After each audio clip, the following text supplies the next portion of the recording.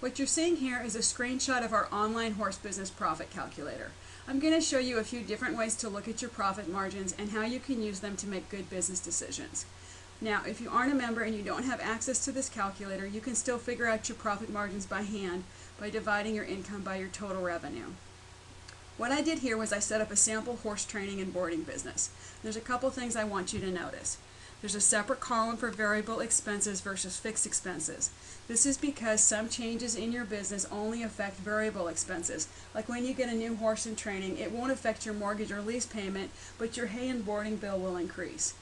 Tracking your variable expenses separately from your fixed expenses will give you a much better idea of what quantity of horses and clients work best for you and your business. Okay, let's take a look at a couple different scenarios. You'll see here that this business has a negative profit margin on board. But if you go down to the bottom, you'll also see that their overall profit margin is in good shape. Now, this can be fine, and this business may operate successfully like this. But let's see what happens with a few changes, especially the type that tend to happen in real-life horse businesses. Okay, so as you can see, this month they sold one of their clients' horses and received a commission on it. But next month they're not going to be receiving that. The horse they sold is going to be leaving the barn, so they're going to lose one horse in training and they're going to be losing boarding as well. So now their profit margin's not looking so good. Now let's say a few more things happen. Let's say that a couple of their clients decide not to go to a horse show. So they lose 2 going to the horse show, which affects their trailering. And now it's starting to get downright scary. Then one of their clients who takes lessons comes down with mono and can't take lessons for 2 months. So you can see how quickly profit margins can change, and that little problems in your business can cause big problems in your profit margins. But the good news is they can improve quickly too, and if you're prepared, you can often prevent these problems altogether. So they decided to take a closer look at their boarding, and they offered 4 different types of boarding. The first thing they did was figure out what their break-even was.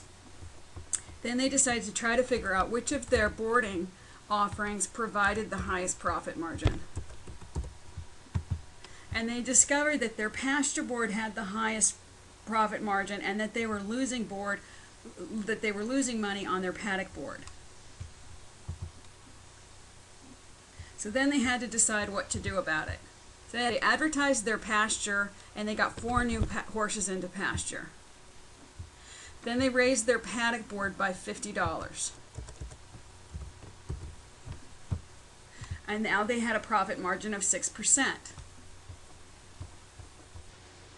Now, since I don't have the boarding separated out by pasture, stall, and paddock, I'm going to fudge this number here a little bit so that you can see the effect that going to a 6% profit margin on the board has on this business.